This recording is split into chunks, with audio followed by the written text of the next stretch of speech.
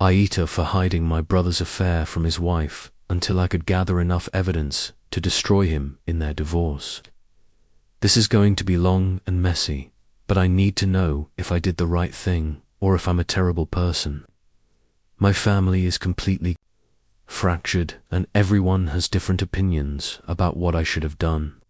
Some people are calling me a hero. Others are saying I'm vindictive and manipulative. I'm 29F, and this involves my older brother, Jason 33M, and his wife Kelly 31F. Jason and Kelly have been married for 6 years and have 2 kids together, Emma 5F and Lucas 3M. Kelly is honestly one of the best people I know. She's kind, generous, an amazing mother, and she's been more of a sister to me than Jason has been a brother in recent years. Jason and I have a complicated relationship. Growing up, he was the golden child who could do no wrong, while I was constantly criticized for not being more like him. He's always been charming and charismatic, but underneath that charm, he's selfish and manipulative. Our parents still think he's perfect, but I've seen his true nature my entire life. When Jason married Kelly, I was genuinely happy because I thought she might be good for him. Kelly brought out his better qualities, and for a few years, he seemed like he was actually becoming a decent person. She supported his career, took care of everything at home, and was always encouraging him to be the best version of himself. But about 2 years ago, Jason got a promotion at his marketing firm that required him to travel frequently. He started working longer hours, going on more business trips, and generally being away from home a lot more. Kelly was essentially raising their 2 young children as a single parent while working her own full-time job as a nurse. I started noticing changes in Jason around this time. He became more secretive about his phone. He started dressing better and working out obsessively, and he began making comments about how boring married life was and how he missed being young and free. The first real red flag was when I saw Jason at a restaurant with a woman I didn't recognize about 8 months ago.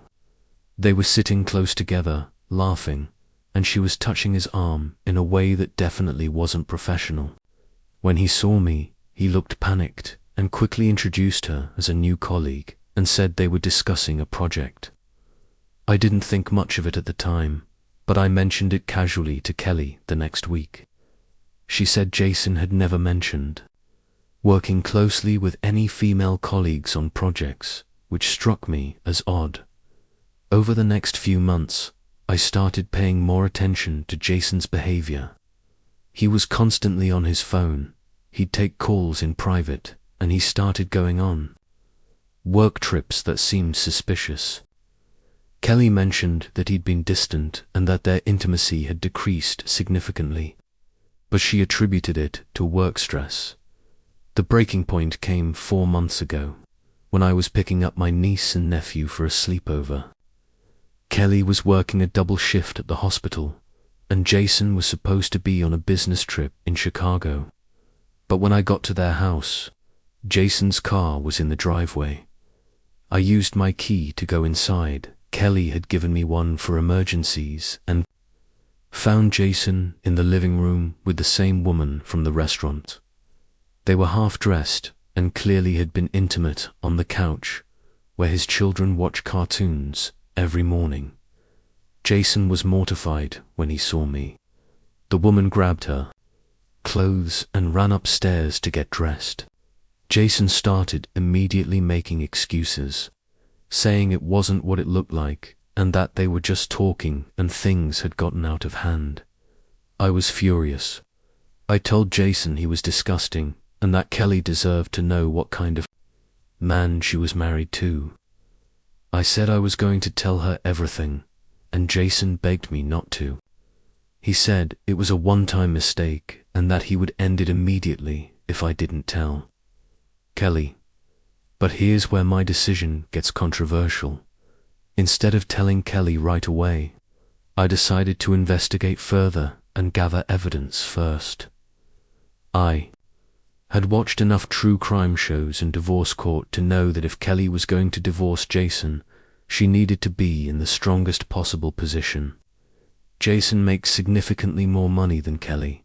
They own a house together, and there are custody considerations for the kids. I knew that if Kelly was going to leave him, she needed proof that would hold up legally and financially. So I started documenting everything. I followed Jason on several occasions and took photos of him with his mistress.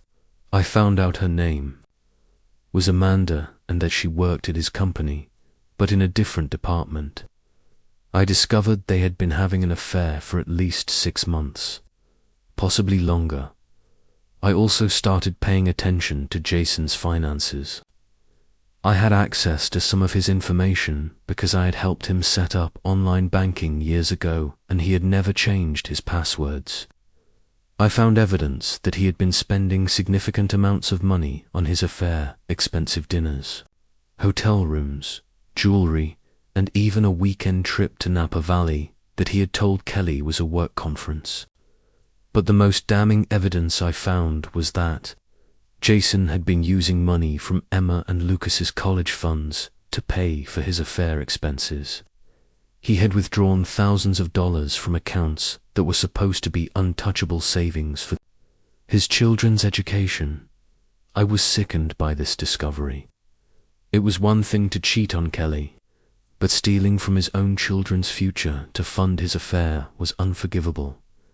I spent 3 months gathering evidence. I documented dates, times, locations, and financial transactions. I took photos and screenshots of everything.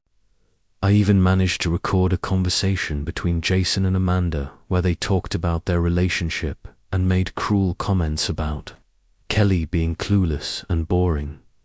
During this time, I had to watch Kelly suffer in silence. She knew something was wrong with their marriage, but couldn't figure out what.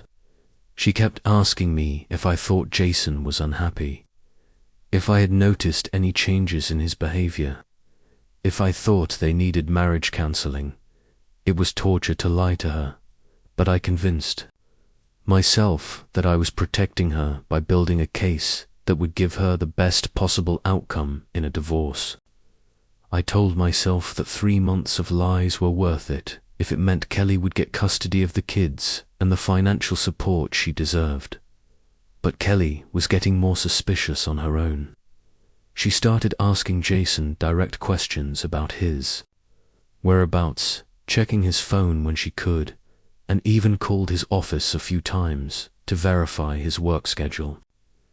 Jason was getting sloppy with his lies, and Kelly was getting better at catching them. 2 weeks ago, Kelly came to me in tears. She said she was almost certain Jason was having an affair, but she didn't have proof and didn't know what to do. She said she was scared to confront him without evidence because he was so good at making her feel like she was crazy and paranoid. That's when I realized I had to tell her everything. I invited Kelly over to my apartment and told her I had something important to show her. I laid out all the evidence I had gathered over the past 3 months. Photos of Jason with Amanda, screenshots of his financial transactions, recordings of their conversations, bank statements showing the money he had stolen from the kids' college funds. Kelly's reaction was devastating. She went through shock, denial, anger, and grief all at the same time. She couldn't believe the extent of Jason's betrayal, especially the fact that he had stolen money meant for their children. But then she asked the question I had been dreading. How long have you known about this? I told her the truth, that I had known for 3 months and had been gathering evidence to help her case in the divorce.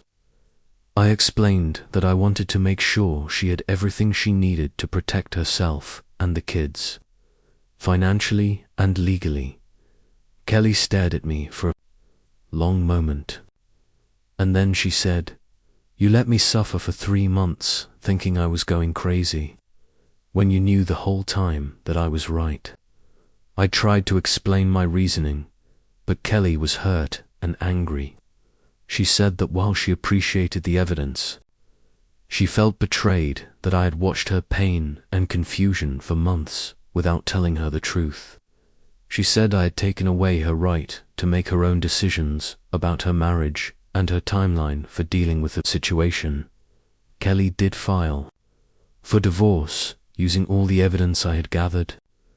Her lawyer said it was one of the most comprehensive cases of marital misconduct they had ever seen, and that Kelly would likely get everything she asked for in terms of custody and financial support. But the fallout in my family has been intense. Jason is furious with me and is telling everyone that I destroyed his family and ruined his life out of jealousy and spite. He's claiming that the affair was ending anyway and that Kelly and I conspired against him to take his children and his money. My parents are divided. My mother thinks I did the right thing by protecting Kelly and the kids, but my father is angry with me for interfering in Jason's marriage and thinks I should have stayed out of it or told Kelly immediately instead of playing detective. Jason's friends and some extended family members think I'm vindictive and that I went too far by secretly gathering evidence for months. They're saying I was obsessed with destroying Jason and that I manipulated the situation to hurt him as much as possible. But Kelly's friends and family think I'm a hero. Kelly's mother told me I was an angel for protecting her daughter and grandchildren. Kelly's sister said I was the best sister-in-law in the world for going to such lengths to help Kelly. The kids are staying with Kelly during the separation, and Jason has supervised visitation. The evidence I gathered has made it very difficult for him to argue for joint custody, especially given that he stole money from their college funds. Amanda was fired from Jason's company. When HR found out about their affair, they have a strict policy about relationships between employees. Jason is facing potential disciplinary action at work as well, since some of his business trips were actually personal trips with Amanda that he charged to the company. Kelly is doing better now that she knows the truth, but she's still hurt that I kept the secret for so long. She's grateful for the evidence and says it's made her divorce process much easier, but she wishes I had trusted her to handle the situation on her own timeline. Jason has been trying to reach out to me, alternating between begging for forgiveness and screaming at me for ruining his life. He says he made mistakes, but that I destroyed everything by being so thorough in documenting his affair. I've been in therapy trying to process all of this. My therapist says my instinct to protect Kelly was good, but that I may have crossed some boundaries by secretly investigating Jason for months without Kelly's knowledge or consent. The thing is, I don't regret gathering the evidence. Kelly is going to get custody of her kids and the financial support she needs to rebuild her life. Jason can't manipulate the situation or gaslight Kelly into thinking she's imagining things. The truth is out there with proof that can't be denied. But I do regret keeping the secret from Kelly for so long. I can see now that watching her suffer while I played detective was cruel, even if my intentions were good. She deserved to know the truth immediately so she could make her own choices about how to handle it. I also wonder if I was partially motivated by revenge against Jason. I've resented him my whole life for being the golden child, and maybe part of me enjoyed having the power to destroy his perfect image. Maybe I was more interested in punishing Jason than I was in protecting Kelly. The divorce proceedings are ongoing, and it looks like Kelly will get everything she's asking for. Jason will have to pay significant alimony and child support, and he'll likely only get limited visitation with the kids until he completes counseling and proves he's a stable parent. But my relationship with Jason is permanently destroyed. He's told our parents that he never wants to see me again and that I'm dead to him. Some of our extended family has taken his side and thinks I went too far in my investigation. Kelly and I are still close, but there's a tension that wasn't there before. She's grateful for what I did, but she's also hurt that I didn't trust her enough to tell her the truth immediately. She says she understands my reasoning, but that she wishes I had given her the choice about how to handle the situation. I keep going back and forth about whether I did the right thing. On one hand, I protected Kelly and the kids from a man who was stealing from them and living a double life. On the other hand, I violated Kelly's autonomy by making decisions about her life without her knowledge. Maybe I should have told Kelly immediately and then helped her gather evidence if she wanted to. Maybe I should have confronted Jason directly and given him an ultimatum. Maybe I should have stayed out of it entirely and let Kelly figure things out on her own. But I also think about what would have happened if I hadn't intervened. Jason might have continued his affair indefinitely, continuing to steal from his children's college funds and gaslight Kelly into thinking she was paranoid. Kelly might have suffered for months or years longer before discovering the truth on her own. The evidence I gathered has made Kelly's divorce much easier and more favorable for her.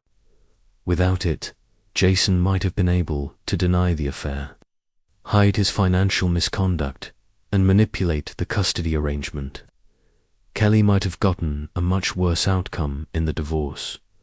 So Reddit, aita, did I do the right thing by secretly gathering evidence of my brother's affair to help his wife in their divorce? Or did I violate Kelly's trust by keeping the secret for months while I played detective? Should I have told Kelly immediately, or was I right to build a strong case first? I honestly don't know if I'm a protective sister-in-law who went too far, or a vindictive sister who used Kelly's situation as an excuse to destroy my brother. I need outside perspectives because I'm drowning in conflicting emotions and opinions from my family. Update: Kelly's lawyer called her today. Jason has agreed to all of her terms for the divorce settlement rather than go to court. She's getting the house, primary custody, and significant financial support. The evidence was apparently so damning that Jason's lawyer advised him not to fight it. EDIT. People keep asking if I was motivated by revenge against Jason. Honestly, probably partially. I've resented him for years, and having the power to expose his lies was probably satisfying on some level. But I also genuinely wanted to protect Kelly and the kids. Edit 2. Yes, I know I should have told Kelly immediately. I can see now that keeping the secret for months was wrong, even if my intentions were good. I was trying to help for refusing to attend my sister's wedding, hurting her in a different way by taking away her choice about how to handle the situation. My main Reddit. I'm 28M, genuinely confused about whether I'm being reasonable or if I'm the arsehole here, so I need some outside perspective. My sister, Emma 26F, is getting married to her fiancé, Jake 29M, in 2 months. They've been together for 4 years and got engaged last Christmas. I've always had a good relationship with Emma. We were only 2 years apart and grew up pretty close, despite the usual sibling rivalries. Jake seems like a decent guy, though we've never been particularly close. The issue started about 8 months ago, when I began dating my girlfriend, Sarah, to 5F. Sarah and I met through mutual friends at a board game night, and we just clicked immediately. She's incredibly smart, funny, and kind. Honestly, I think she might be the one. We've been living together for the past 3 months, and things are going really well now. Here's where it gets complicated. Sarah happens to be Jake's ex-girlfriend from college. They dated for about 2 years when they were 19 to 21. Broke up amicably when they graduated and went to different cities for work, and hadn't spoken in over 5 years when Sarah and I met. Neither Sarah nor I knew about the connection initially. Jake has a pretty common name, and Sarah had only mentioned her college boyfriend, Jake, in passing maybe once or twice in casual conversation about past relationships. The truth came out about 6 months ago at Emma's birthday party. Sarah and I had been dating for 2 months at that point, and it was the first family event I was bringing her to.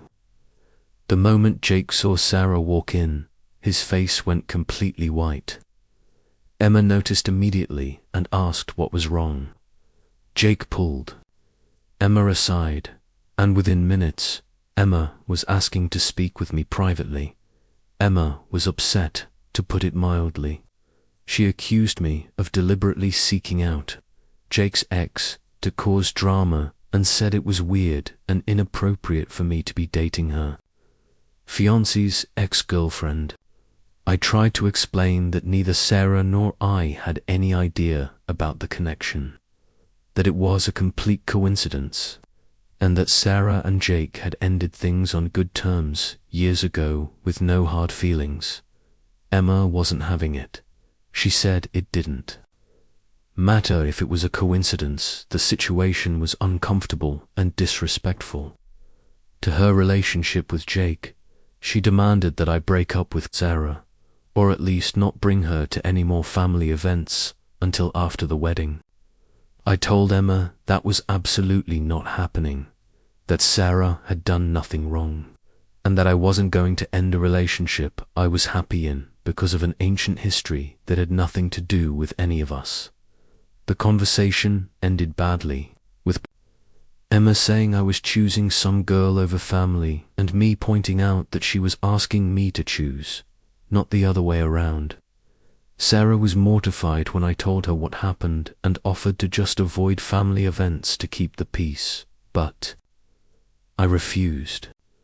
I told her she was important to me and that she shouldn't have to hide or be excluded because of something that happened years before we even met. Things were tense for a few months, but I thought we were past it. Emma and Jake seemed to be dealing with it, and while family gatherings were a bit awkward, we were all being civil. Sarah went to my cousin's graduation party in May, my mum's birthday dinner in June, and a few other family events. She always went out of her way to be friendly and respectful to everyone, including Jake and Emma. Jake, for his part, seemed totally fine with Sarah being there. They were polite to each other, but didn't really interact much, which seemed like the healthy way to handle it. Then, 3 weeks ago, I got a text from Emma. She said she and Jake had been talking, and they had decided that Sarah was not invited to the wedding. She said having Jake's ex-girlfriend at their wedding would be too weird, and that it might bring up old feelings or distract from their special day. She emphasized that I was still invited and that she hoped I would understand and come. Without Sarah, I was furious. I called Emma immediately and told her this was completely unacceptable. Sarah and I have been together for 8 months now. We're serious, we live together, and she's part of my life. Moreover, Sarah and Jake dated in college over 5 years ago, broke up amicably, and have both moved on completely. There are no old feelings to worry about, if anything.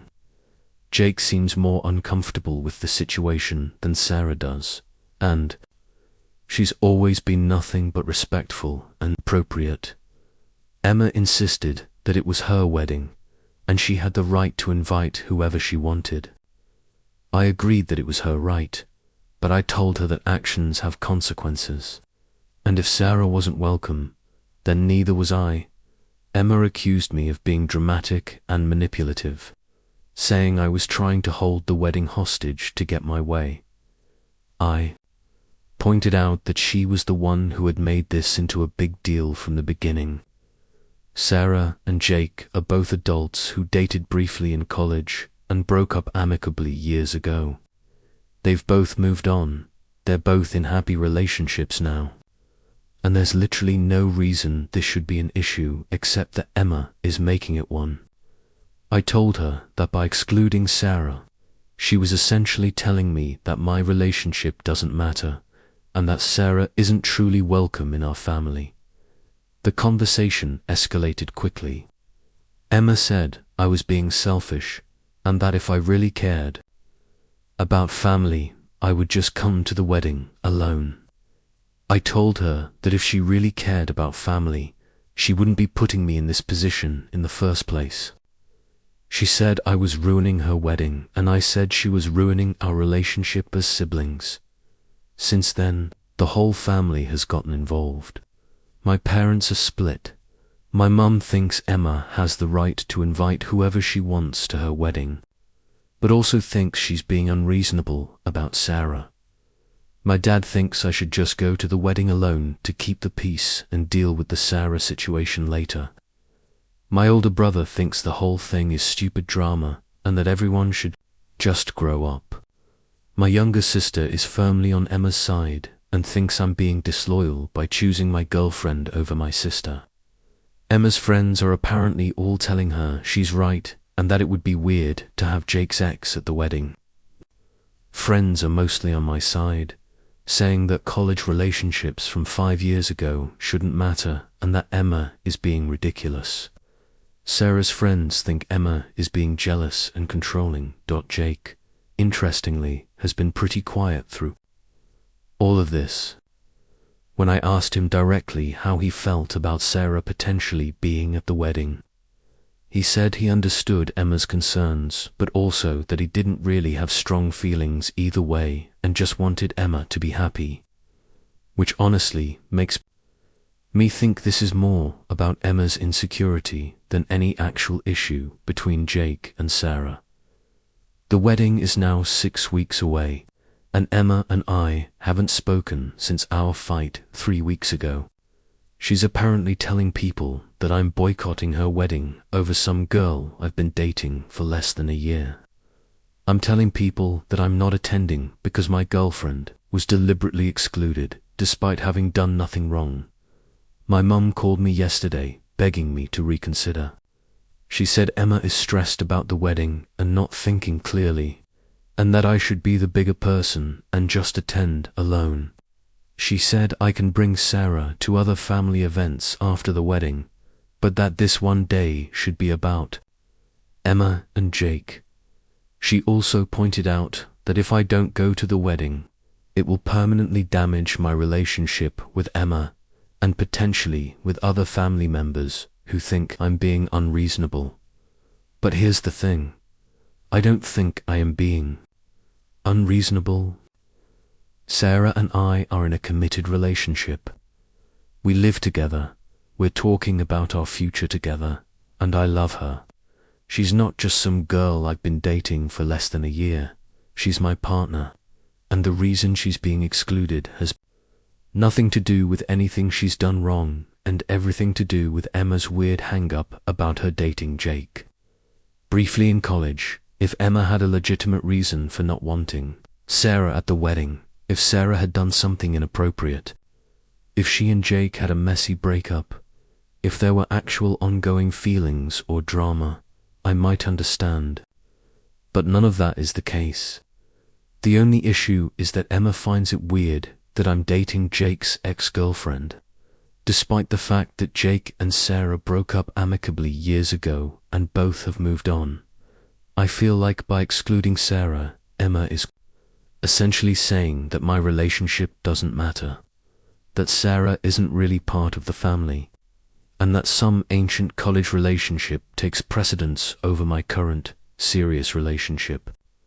And by expecting me to just accept this and attend the wedding alone, she's asking me to basically agree with that assessment. At the same time, I love my sister, and I don't want to miss her wedding.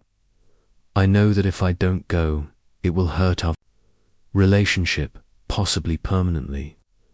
I know my absence will be noticed and will probably overshadow part of her day. I know other family members will be upset with me. And I know Emma will always remember that her brother wasn't at her wedding. But I also know that if I give in and go to the wedding alone, I'll be sending the message that Sarah doesn't matter, that she's not really part of my life or my family, and that she can be excluded whenever it's convenient. I'll be telling Emma that she can manipulate me by threatening our relationship, and that her unreasonable demands will be met if she just applies enough pressure. Sarah, for her part, has been incredibly understanding through all of this. She's told me repeatedly that she doesn't want to be the reason I miss my sister's wedding, and that she'll be fine if I go alone. But I can also see that this whole situation has hurt her. She's tried so hard to fit in with my family, to be respectful and kind to everyone, and she's being rejected for something that happened years before we even met. I know she feels like she's being punished for her past, even though she did nothing wrong. So, Reddit, aita, should I swallow my pride and go to my sister's wedding alone to keep the peace, even though I think she's being completely unreasonable? Or am I right to stand by my girlfriend and refuse to attend a wedding where she's been deliberately and unfairly excluded? I'm genuinely torn here and could use some outside perspective. Thanks for reading this novel-length post. Update. Thank you all for the responses. I'm reading through them all and trying to process the different perspectives. A few people have asked for clarification on some points. Yes, Sarah and Jake really did break up amicably. I've talked to Sarah about this extensively, and she's been completely honest about their relationship. They were together for about 2 years in college, grew apart as they focused on their careers, and broke up mutually when they graduated. There was no cheating, no drama, no hard feelings. They just weren't right for each other long term. Jake really does seem fine with Sarah being around. At family events, they're polite but don't go out of their way to interact. There's no weird tension or lingering looks or anything like that. If anything, Jake seems more uncomfortable with Emma's reaction to the situation than with Sarah herself. Several people have suggested that Emma might be insecure about her relationship with Jake or worried that seeing Sarah will make Jake realize he made a mistake. I've wondered about this too, but Emma and Jake seem happy together, and Jake appears to be completely committed to Emma. Some people have asked why I don't just propose to Sarah to prove our relationship is serious. While I do think Sarah and I have a future together, I don't want to propose just to win an argument with my sister. That wouldn't be fair to Sarah or to our relationship. Aita for refusing to split my inheritance with my stepbrother after finding out the truth about my father's death, using a throwaway because this involves some very personal family stuff and I don't want it traced back to me. I'm 32F, struggling with a situation that's tearing my family apart. And I honestly don't know if I'm being reasonable or if grief is making me act like a monster. My dad passed away unexpectedly 4 months ago from a heart attack. He was only 58, and it was completely shocking. He was in good health, exercised regularly, and had no history of heart problems. The loss has been devastating for all of us. For context, my parents divorced when I was 14. It was messy and painful, and my mum got primary custody while my dad moved across the country for work.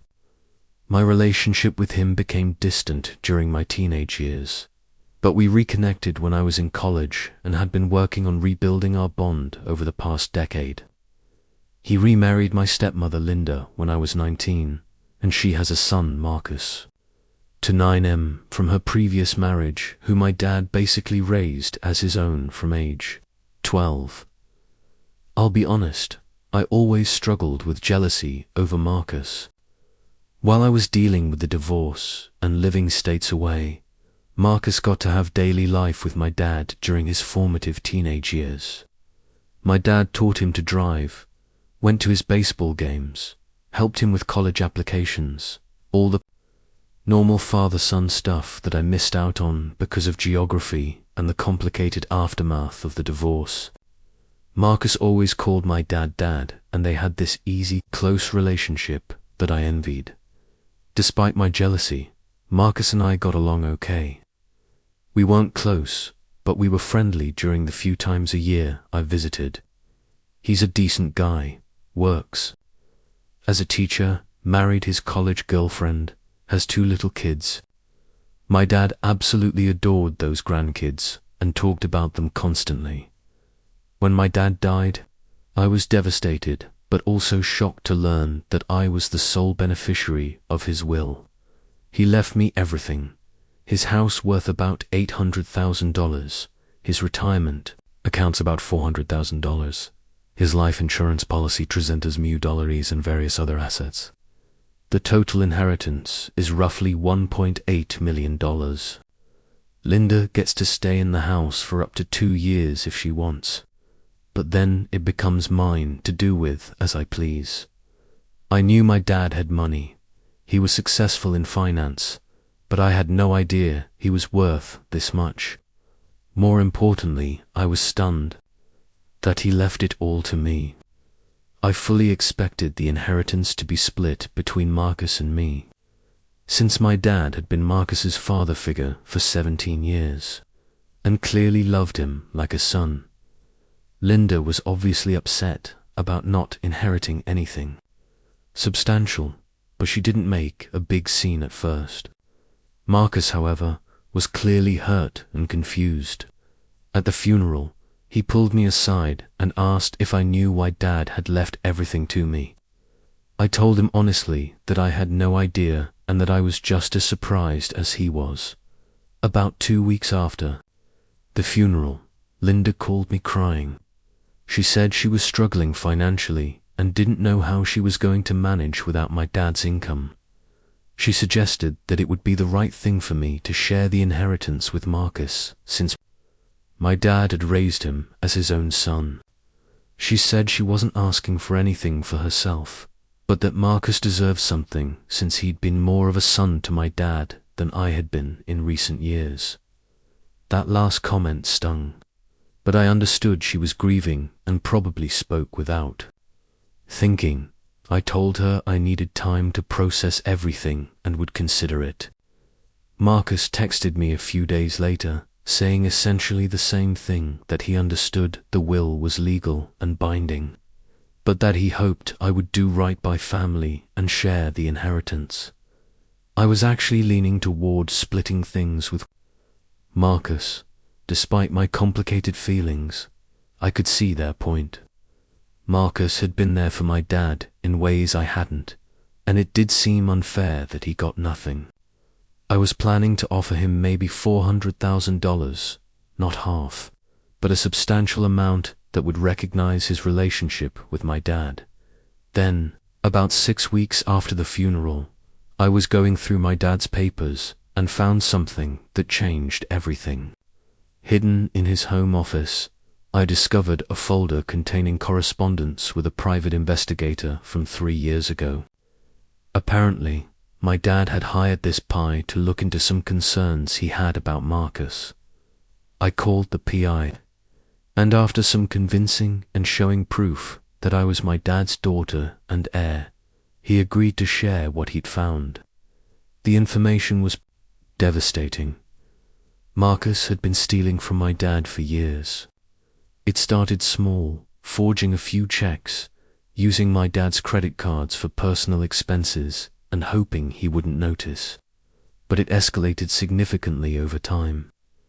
The PI found evidence that Marcus had taken out a personal loan using my dad's house as collateral without my dad's knowledge, had been siphoning money from my dad's business account that he had legitimate access to for helping with bookkeeping, and had even convinced my dad to invest in several fake business opportunities that Marcus had created, essentially elaborate schemes to get money from my dad.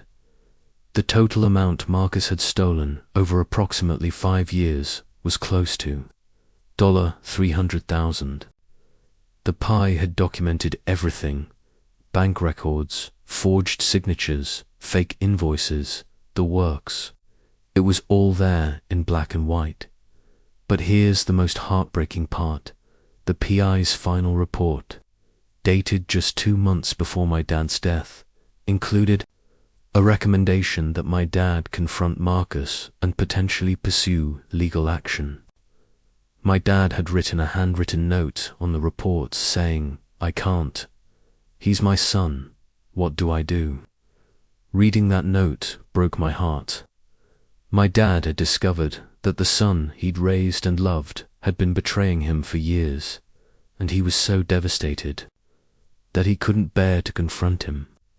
The stress of this discovery, of realizing that Marcus had been manipulating and stealing from him, very well may have contributed to the heart attack that killed him. I also found a draft of a letter my dad had written to Marcus but never sent. In it, he expressed his heartbreak over the betrayal and said he was changing his will to leave everything to me because he couldn't reward theft and deception. He wrote that he still loved Marcus, but that actions have consequences, and he hoped someday Marcus would understand why he'd made this decision. Armed with this information, I called Linda and Marcus and told them I wanted to meet with them. I laid out everything I'd discovered, showed them copies of the PI's report, the bank records, the forged documents, all of it. I told them that I now understood why my dad had left me everything, and that there would be no sharing of the inheritance. Marcus initially tried to deny everything, then minimized it, then finally broke down and admitted to it all.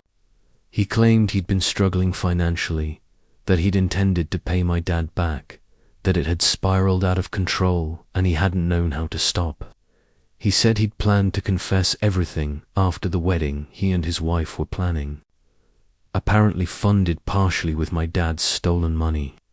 But then my dad died before he could come clean. Linda was shocked and horrified. She had no idea Marcus had been stealing and felt terrible for pressuring me to share the inheritance. She apologized profusely and said she understood my decision, but Marcus begged me to reconsider. He said yes, he'd made terrible mistakes, but that my dad had forgiven worse things from family before. He pointed out that my dad had still called him son right up until the end, and had never confronted him about the theft, which Marcus interpreted as forgiveness.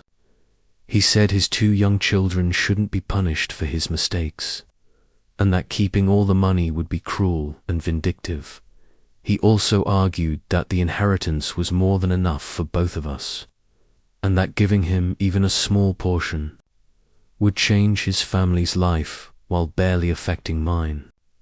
He promised to pay back everything he'd stolen if I would just give him a chance to make things right. I told him absolutely not. I said that my dad's inability to confront him about the theft wasn't forgiveness, it was heartbreak and betrayal. That likely contributed to his death.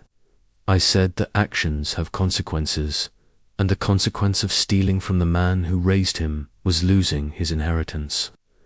I told him he was lucky I wasn't pursuing criminal charges, and that he should be grateful for that mercy. Marcus broke down completely, sobbing and begging.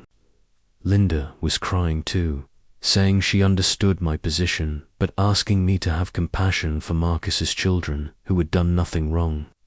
She suggested maybe I could put some money in a trust for the kids' education. Even if I didn't give Marcus anything directly, I said no to everything. I told them that my dad had made his decision for good reasons, and I was going to honor it. I said Marcus had had years to come clean and make things right, and he'd chosen to keep stealing instead. I said that if he wanted to provide for his children, He should have thought of that before betraying the man who loved him like a son. Since then, the family has been completely fractured. Linda has moved out of my dad's house. She couldn't bear to stay there after learning the truth about Marcus. Marcus's wife apparently didn't know about the stealing either and is considering leaving him. Several family members who initially supported Marcus's claim to part of the inheritance have changed their tune after learning about the theft. But some family members think I'm being too harsh. My aunt, my dad's sister, says that while Marcus's actions were wrong, my dad would have wanted me to show mercy and help his grandchildren. She thinks keeping all $1.8 million while my family struggles is cruel, especially since I have a good career and don't need all that money. My mum is firmly on my side and thinks Marcus is lucky I'm not pressing charges. But my stepmother's sister, who helped raise Marcus, thinks I'm being vindictive and that family should forgive family. She says Marcus made mistakes, but that he genuinely loved my dad and is genuinely remorseful. Marcus has been texting me regularly, alternating between begging for forgiveness and small amounts of money, and accusing me of being heartless and cruel. He says I'm punishing his innocent children for his mistakes, and that my dad would be ashamed of my lack of compassion. He's even threatened to contest the will, though his lawyer apparently told him he has no grounds since the will is clear and legal. I've blocked his number, but he keeps finding ways to contact me through other family members. The whole situation is exhausting and heartbreaking. Here's what I keep coming back to. Marcus didn't just steal money from my dad. He betrayed the trust of the man who raised him, loved him, and treated him like a son. He stole from him for years, looked him in the eye every day, and continued the deception. The stress of discovering this betrayal may have literally killed my father. And even now, Marcus isn't taking full responsibility. He's making excuses, minimizing his actions, and trying to manipulate me into giving him money by bringing up his children. He's not showing genuine remorse. He's showing remorse that he got caught and that there are consequences. My dad made a conscious decision to leave everything to me after discovering Marcus's betrayal. Who am I to override that decision? My dad was devastated by what Marcus had done, and he chose to disinherit him for good reason. Giving Marcus money now would be disrespecting my father's final wishes and essentially rewarding theft and deception. But I also can't shake the feeling that maybe I am being too harsh. Marcus's children really are innocent in all this, and they're going to suffer because of their father's actions. The amount of money involved is substantial. I could give Marcus $200,000 and still have more than enough for myself. Maybe showing mercy would be the better path, even if Marcus doesn't deserve it. I'm also struggling with the fact that despite everything, my dad did love Marcus. Even after discovering the theft, my dad still called him son, still talked about him with love and pride, at least publicly, still kept photos of Marcus and his family on his desk. Maybe that love should count for something, even in light of the betrayal. So, Reddit aita for refusing to share my inheritance with my stepbrother after discovering he'd been stealing from my father for years. Should I honor my dad's decision to disinherit Marcus, or should I show mercy and help his family despite his betrayal? I'm lost and could really use some outside perspective on this mess. Edit. A few people have asked for clarification on some details. Yes, I'm absolutely certain about the evidence. The pie was thorough and professional, and I've had a lawyer review everything.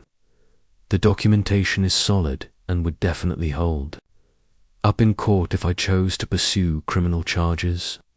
Marcus was not a joint owner or legitimate heir to any of the accounts he stole from. He had access to help with bookkeeping for my dad's small side business, but he used that access to steal. The forged checks and credit card fraud were completely unauthorized. I haven't decided yet whether to pursue criminal charges.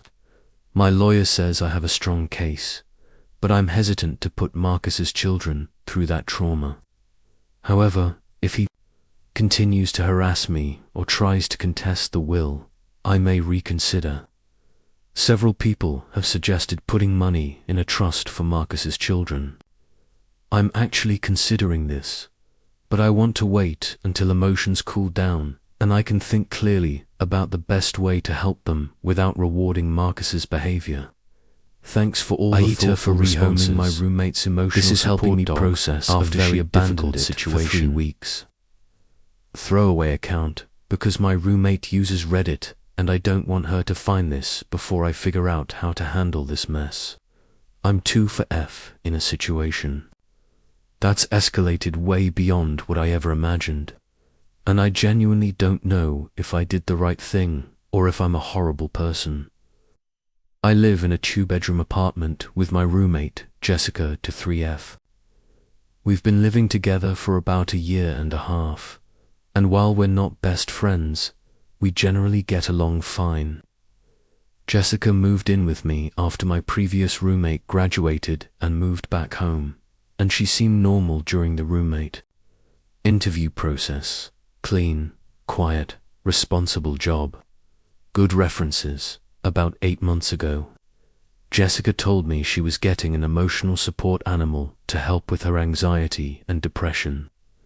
I was supportive of this. Mental health is important, and I like animals. She said she was getting a small dog, maybe a Cavalier King Charles, Spaniel, or something similar, and that she had already talked to our landlord about the ESA accommodation. Everything seemed above board. Then Jessica came home with Rex. Rex is not a small Cavalier King Charles Spaniel. Rex is a 75-pound German Shepherd mix who was clearly not trained and had obviously been neglected or possibly abused before Jessica got him. She got him from some sketchy Craigslist ad, not from a reputable rescue or breeder. He was underweight, had matted fur, and was terrified of everything. I was pretty shocked, but Jessica assured me that Rex was exactly what she needed and that she was going to work with him on training and socialization. She said the size difference didn't matter because he was gentle and sweet once he got to know him. She showed me the ESA letter from her online therapist, which looked suspiciously generic and unofficial, but I'm not an expert. The first few weeks were rough. Rex had clearly never been house-trained and was having accidents constantly. He was destructive when left alone, chewing furniture, scratching at doors, knocking things over. He was also incredibly anxious and would bark and howl for hours when Jessica wasn't home. Our neighbors complained multiple times, but the biggest issue was that Rex was actually aggressive. Not with Jessica. He was completely devoted to her, and calm when she was around. But he was territorial and protective in a way that made me genuinely uncomfortable. He would growl at me when I came home, block doorways when I tried to move around the apartment, and once snapped at me when I tried to move his food bowl to clean around it. I talked to Jessica about my concerns, and she insisted that Rex just needed time to adjust and that his behavior would improve with training. She promised to work with him every day and to hire a professional trainer if necessary. She also got defensive and said I was being unsupportive of her mental health needs. For a few months, Jessica did seem to be working with Rex. She took him to basic obedience classes, worked on house training, and tried to socialize him with other dogs at the park. Rex improved somewhat, fewer accidents, less destruction, a bit more comfortable with me being around. But he was still a big, strong, poorly socialized dog with some serious behavioral issues. The real problems started about 2 months ago, when Jessica began dating her new boyfriend, Tyler, to 6M. Tyler lives about an hour away in the next city over, and Jessica started spending more and more time at his place. At first, it was just weekends. Then it became Friday through Sunday. Then she'd leave Thursday night and not come back until Monday morning. Every time Jessica left for Tyler's place, Rex would become a nightmare. He would bark and howl constantly, scratch at the doors, and become increasingly aggressive toward me. I think he was confused and stressed about Jessica being gone, and he started seeing me as either a threat or someone to take his frustration out on. I started staying at friends' places or my boyfriend's apartment on weekends, just to avoid dealing with Rex when Jessica was gone. But this was getting expensive and inconvenient, and I was essentially being driven out of my own home by a dog that wasn't even supposed to be my responsibility. I talked to Jessica multiple times about the situation. I explained that Rex was becoming increasingly difficult to manage when she was away, and that I didn't feel safe or comfortable in my own apartment. I suggested that maybe she should bring Rex with her to Tyler's place, or limit her visits to day trips until Rex was better trained, Jessica said.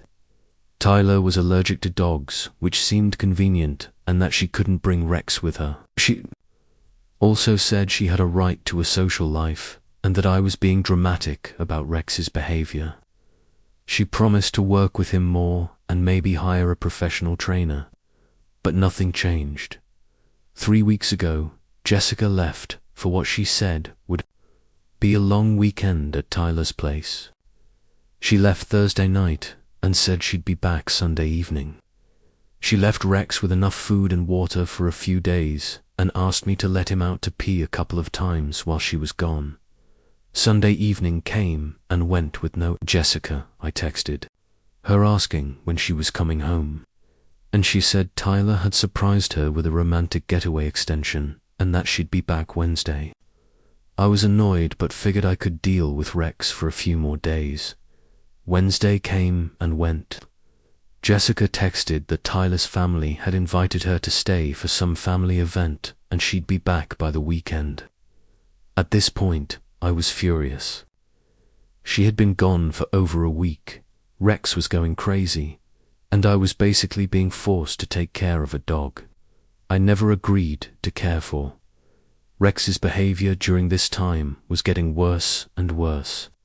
He was howling for hours every day, had several accidents despite me letting him out regularly, and was becoming increasingly aggressive toward me.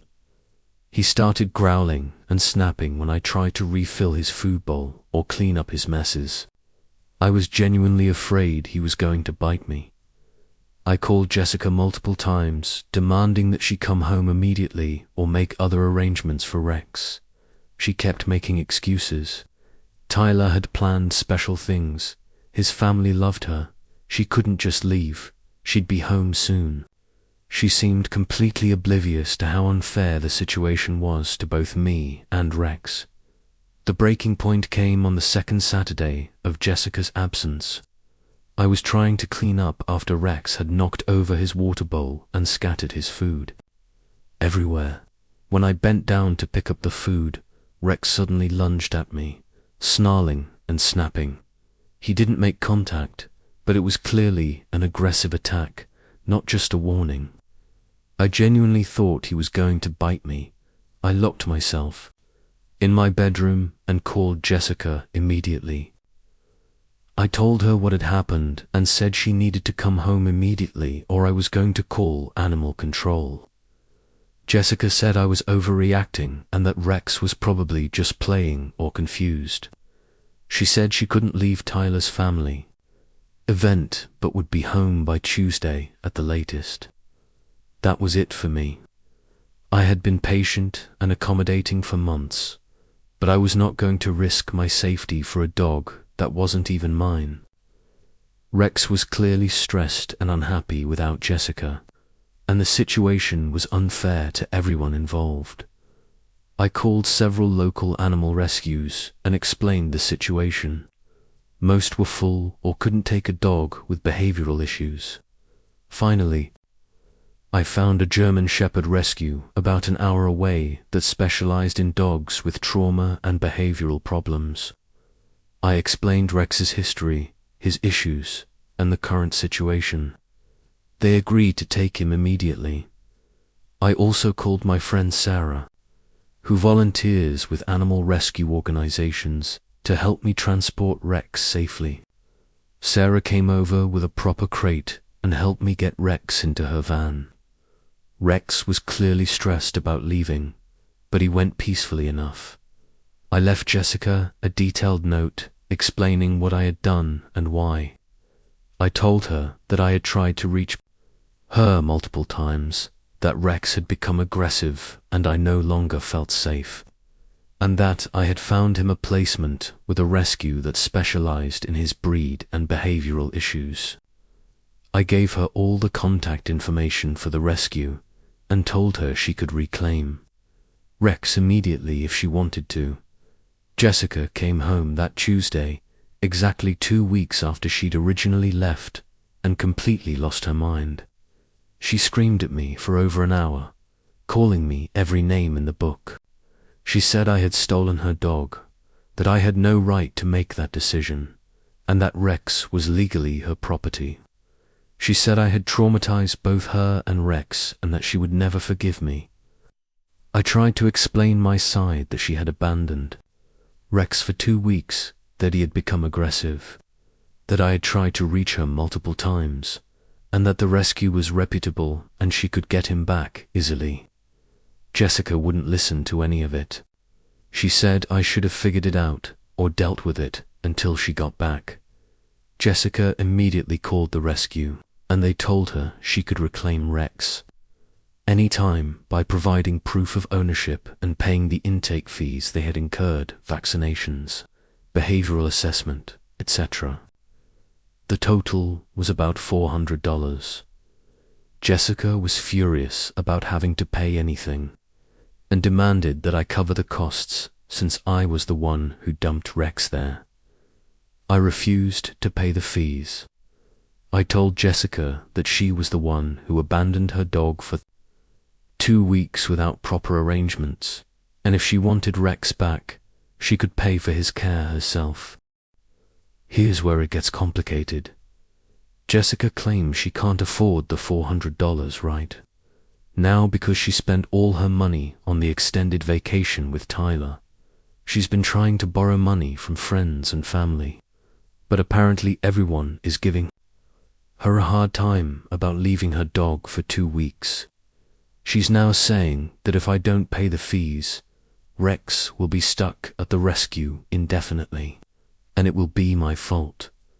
The rescue has told Jessica that they'll hold Rex for 30 days, after which he'll be available for adoption if she doesn't claim him.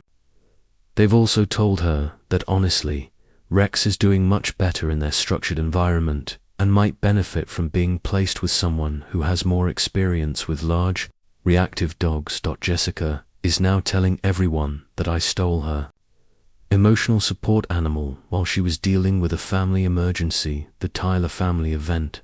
Apparently, she's gotten some friends and family members on her side, and they're all saying I'm heartless and had no right to rehome her dog without permission.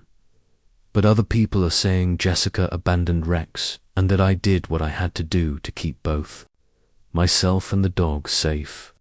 My parents think I handled it appropriately. My boyfriend thinks I should have called animal control earlier. Sarah, who helped with the transport, says the rescue confirmed that Rex was clearly stressed and under-socialized, and that Jessica was not providing appropriate care. Jessica and I are barely speaking now. The atmosphere in the apartment is toxic. She's looking for a new place, but says she can't move until she gets Rex back. She's also threatened to sue me for conversion. Apparently that's the legal term for taking someone else's property, though I'm not sure she actually has a case, since I didn't sell or keep Rex. I placed him with a legitimate rescue that will return him to her. I'm starting to second-guess myself. Maybe I should have tried harder to reach Jessica. Maybe I should have just dealt with Rex's behavior for a few more days. Maybe I should have called animal control instead of finding a rescue placement. Maybe I should pay the $400 to get Rex back just to resolve the situation. But I also keep coming back to the fact that Jessica left for a long weekend and stayed away for 2 weeks. She ignored my calls and texts when I told her Rex was becoming aggressive. She prioritized her new relationship over her responsibility to her dog. And even now, she's more focused on blaming me than on taking responsibility for the situation she created. The rescue has also told me that Rex is actually thriving in their environment. He's working with professional trainers daily, has made friends with other dogs, and is much calmer and happier than he was in our apartment. They think he would do much better with an experienced owner who can provide the structure and training he needs. Part of me wonders if the best thing for Rex would be to stay at the rescue and eventually be adopted by someone better equipped to handle him. Jessica clearly wasn't meeting his needs. She got him impulsively, didn't do proper research, left him alone for extended periods, and wasn't addressing his behavioral issues effectively. But I also know that Rex was Jessica's dog, legally and emotionally, and I made a huge decision without her permission. Even if I think I did it for the right reasons, I can understand why she feels betrayed and angry. So, Reddit, aita. Should I have endured Rex's increasingly aggressive behavior for however long Jessica decided to stay away? Should I pay the $400 to get Rex back to resolve this situation? Did I have the right to make this decision about someone else's pet, even in these circumstances? I'm genuinely conflicted and could use some outside perspective on this mess. Update. Thank you all for the responses so far. A few clarifications based on common questions. Yes, I have documentation of Jessica's absence and my attempts to contact her. I saved all our text messages and have photos of the damage Rex did to the apartment. The ESA letter Jessica showed me was from an online service, not from a therapist she was seeing in person. I've since learned these are often not legitimate, but I didn't know that at the time. Rex never actually bit me, but the lunging, snapping incident was clearly aggressive behavior, not play. I have experience with dogs and know the difference. Several people have asked about apartment pet policies. Our lease technically has a no pets clause, but Jessica claimed the ESA accommodation overrode that. I'm not sure if her ESA letter was actually valid enough to create a legal accommodation. I did consider calling animal control, but I was worried they would just euthanize Rex since he had behavioral issues. The rescue seemed like a more humane option. I'm reading all the comments and trying to figure out the best path forward. This situation has been incredibly stressful for everyone involved, including Rex.